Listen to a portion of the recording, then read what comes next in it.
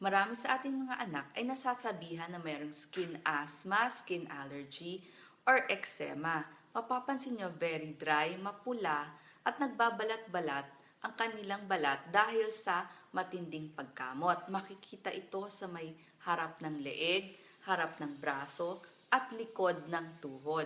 Ang dahilan, allergy sa alikabok, amag, stress, pawis, chemicals, at mga pabango. Ito po ang ating payo pagdating sa skin asthma.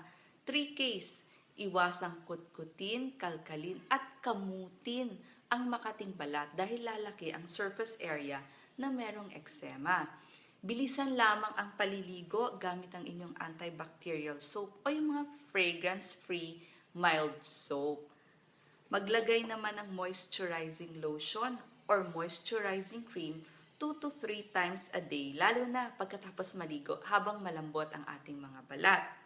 Pagdating naman sa paglalaba ng mga damit, gumamit lang ng perla soap. Iwasan na yung paggamit ng mga fabric softeners at mga pabango dahil dagdag chemicals lang ito. Pag tayo po ay matutulog na, takpan ng lugar na may eczema nitong plastic cling wrap at maglagay tayo ng guantes or mittens sa ating mga kamay para hindi diretsong makamot yung balat na merong eczema or skin asthma. Magpatingin naman tayo sa ating mga dermatologist dahil bibigyan tayo ng mga antihistamine or anti-allergy tablets katulad ng loratadine, cetirizine, at mga steroid creams at ointments. Mag-exercise din po tayo para matanggal ang ating stress. Magpahinga lamang ng 15 minuto at maligo na agad para hindi tumagal ang pawis sa ating katawan.